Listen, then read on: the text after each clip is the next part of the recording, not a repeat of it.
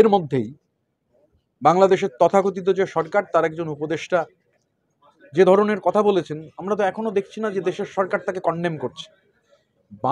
পশ্চিমবাংলার মানুষকে তার ইরিগেশন, পশ্চিমবাংলার মানুষের সেচ ব্যবস্থা ধ্বংস করে, পানীয় জল ধ্বংস করে নিশ্চয়ই জল দেওয়া যেতে পারে, দেওয়া সম্ভব না। এবার এই যে মানে এটাও তো এক ধরনের আধিপত্যবাদ। পশ্চিমবঙ্গকে বাদ দিয়ে, বাংলাকে বাদ দিয়ে, বাংলার অ্যাসেম্বলি, পশ্চিমবঙ্গের অ্যাসেম্বলি বারবার লিখে পাঠাচ্ছে যে রাজ্যের নাম হোক বাংলা। এখন তো ইস্টবেঙ্গল বলে কিছু নেই, শুধুমাত্র ইস্টবেঙ্গল ক্লাব রয়েছে। তো সেখানে এগুলো সব আধিপত্যবাদের প্রকাশ। এবং আমি এটা বলবো যে বিদেশ নীতি চরমভাবে ব্যর্থ। কেননা কাঁটাতারের এই বিএসএফ এবং সে নিয়েও যে সমস্যা হয়েছে, কাঁটাতার ধরে সেখানে যে সংঘর্ষ হয়েছে, এবং শুধুমাত্র বাংলাদেশ কেন বলবো, আপনি ধরুন শ্রীলঙ্কা দেখুন না, শ্রীলঙ্কা পুরো চীনা কর্তৃত্বের মধ্যে চলে গেছে। হাম্বানটোটা পোর্ট এবং স্ট্র্যাটেজিক একটা গুরুত্বপূর্ণ বন্দর চীনের কন্ট্রোলে। আমাদের সমস্ত প্রতিবেশীরা তারা ভারতবর্ষের বৃত্তের বাইরে চলে যাচ্ছে কেন? ভাষা দিবস সেই প্রশ্ন করারও সঠিক দিন। বৈদেশিক নীতি there is a big Kolab, মানে বৈদেশিক নীতি এই যে মানে বিগ ব্রাদার অ্যাটিটিউড নিতে গিয়ে, আর বাংলাদেশ সম্পর্কে যে ধরনের বারবার মমতা বন্দ্যোপাধ্যায়, অভিষেক বন্দ্যোপাধ্যায় তারা এই কথা, কিন্তু এটা পশ্চিমবঙ্গ তো কল নিতে পারে না, এটা তো সেন্ট্রাল গভর্নমেন্টের সাবজেক্ট, কেন্দ্রীয় সরকারের বিষয় বিদেশ নীতি। কিন্তু বিদেশ নীতি যে ব্যর্থ, ভাষা দিবসে সে আলোচনা স্বাভাবিকভাবেই উঠে আসছে।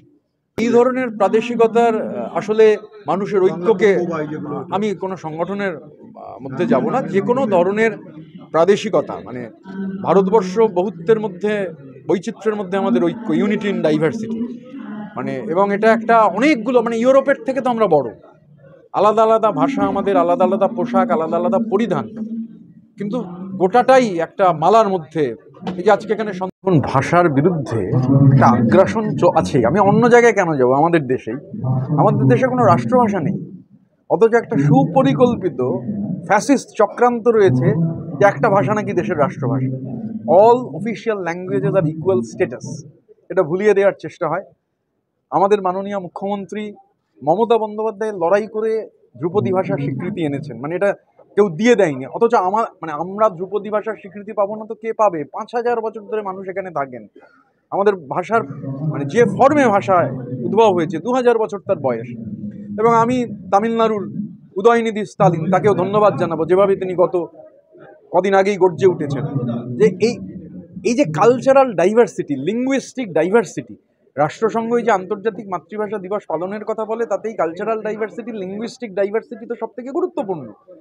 এবার যে কোনো ধরনের আধিপত্যবাদ, এই যে ভাষা দিবস, অধিকাংশ মানুষ বাংলা বলেন, তবু হচ্ছে উর্দু হচ্ছে রাষ্ট্রভাষা হবে, বাংলা হবে না, এক ধরনের আধিপত্যবাদ। তো আধিপত্যবাদের বিরুদ্ধে ভাষা দিবস এমন একটা দিন, আমি এটা বিশ্বাস করি যে আধিপত্যবাদের বিরুদ্ধে লড়াইয়ের দিন। এবং আমি এটাও বিশ্বাস করি, যেটা বলেওছি, যে ভাষা, শুধু আমি যে ভাষায় কথা বলি সেটা আমার মাতৃভাষা নয়, আমি যে ভাষায় চিন্তা করি। আমি পার্লামেন্টে ইংরাজিতে যখন বলি, চিন্তাটা তো করি তো বাংলায়, তারপর তো সেটা ইংরেজিতে বলি। সুতরাং যে ভাষায় বলি, যে ভাষায় চিন্তা করি, সেটাই আমাদের ভাষা। এবং আমরা আজকে ভাষা দিবসে বিশেষ করে মানে কাঁটাতারের ওপারে যা হচ্ছে, মানে এখনো অবধি যা খবর, আমি পুরো খবর আমার কাছে নেই, যেভাবে ভাষা দিবস পালিত হতো, কোথাও বোধহয় তার উপর আক্রমণ নেমে এসেছে। যে কোনো ধরনের মৌলবাদ, মানে ভাষাটা এক, ওদিকের জামাত, এদিকের আরএসএস, ভাষার কোনো ফারাক নেই। এই একই ধরনের আগ্রাসন, কালচারাল হেজিমানি, আগ্রাসন, আধিপত্যবাদ চাপিয়ে দেওয়ার চেষ্টা। এবং যে আলোচনা হচ্ছে স্বাভাবিক, কারণ মানুষ যদি মানুষের নিজের ভাষা, ধরুন ধরুন হিন্দিভাষী ডায়ালেক্ট, সেই ডায়ালেক্ট হরিয়ানভি হতে পারে, রাজস্থানী হতে পারে, সেগুলো কিন্তু ধীরে ধীরে অবসোলেট হয়ে যাচ্ছে, হারিয়ে যাচ্ছে। গুজরাটি হতে পারে, একটা নির্দিষ্ট ভাষা তার জায়গা নিয়ে নেওয়ার চেষ্টা করছে একটা একটা জাতি। এবং আমরা ভাষার জন্য মানুষ যে রক্ত দিতে পারে, তা একবার নয়, দুবার প্রমাণ হয়েছে। ঢাকা প্রমাণ করেছে, কাছাড় প্রমাণ করেছে, বাঙালি প্রমাণ করেছে। সুতরাং এই দিনটাকে বাঁচিয়ে রাখবার দিন, আগলে রাখার দিন, আধিপত্যবাদের বিরুদ্ধে শপথ নেওয়ার দিন। দেখুন, ইংরেজি একটা কমিউনিকেটিভ ল্যাঙ্গুয়েজ, মানে বাংলা ভাষা, মানে আমি ইংরেজি মাধ্যমে পড়া মানেই তো আমার ভাষা ভুলে যাওয়া নয়। ইংরেজি মাধ্যমে একটা কমিউনিকেটিভ মিডিয়াম, নানান কাজের ক্ষেত্রে ইংরাজির একটা ভূমিকা রয়েছে। কিন্তু ইংরেজি মাধ্যমে কেউ যাচ্ছেন মানে এই নয়। আমিও ইংরেজি মাধ্যম স্কুলে পড়েছি, আমি সাউথ পয়েন্টে পড়তাম। তাতে তো আমার মানে বাংলার চর্চায় কোনো খামতি কখনো হয়নি আর কি। কারণ এটা তো আমার ভেতর থেকে, আমি তো, ইংরেজি is a communicative language, it's a foreign language. আমি যে ভাষায় ভাবি, যে ভাষায়, হ্যাঁ এটা আপনি ঠিকই বলেছেন যে চর্চার ক্ষেত্রে আর কি, মানে বাংলার চর্চা, সেই চর্চা। এবং দেখুন আমাদের রাজ্য সরকারের যে প্রচেষ্টা, মাননীয় মুখ্যমন্ত্রী ধারাবাহিকভাবে যে উদ্যোগ গ্রহণ করেছেন বাংলার প্রসারের ক্ষেত্রে, মানে বাংলা ভাষা, তার প্রসার, বাংলার চর্চা, এবং আজকের এই অনুষ্ঠানও আমি উদ্যোক্তাদের ধন্যবাদ জানাবো, যেভাবে সমাজের বিভিন্ন অংশের কৃতি গুণী বাঙালিদের সম্মাননা জানানো হলো। আজকের থেকে ভালো দিন বোধহয় আর হয় না সম্মাননা জানাবার জন্য। এটা একটা সামগ্রিক লড়াই। তো ভাষা দিবসে এই প্রতিজ্ঞাবদ্ধ হওয়া উচিত যে মানে নিজেদের, আমাদের যে সাংস্কৃতিক বহুত্ববাদ, সেই বহুত্ববাদ যাতে আমরা বাঁচিয়ে রাখতে পারি, সেটা ভাষা দিবসের, মানে ভাষা দিবসটা তো বাঙালি রক্ত দিয়েছিলেন, কিন্তু আন্তর্জাতিক মাতৃভাষা দিবস যে যে ভাষায় কথা বলেন আর কি, মানে সাঁওতাল তার ভাষায় বলবে রাষ্ট্রপুঞ্জে। তো সুতরাং এই এই বহুত্ববাদের সেলিব্রেশন, এই বহুত্ববাদের উদযাপনটাই ভাষা দিবসের মূল কথা।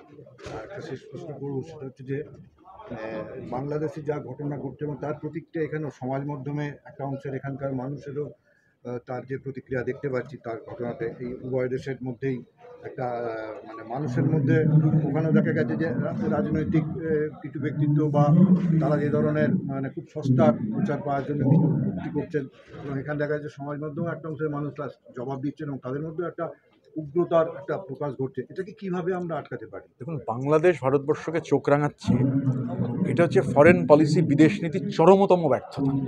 আমাদের বিদেশ নীতি পুরো কোল্যাপস করে গেছে।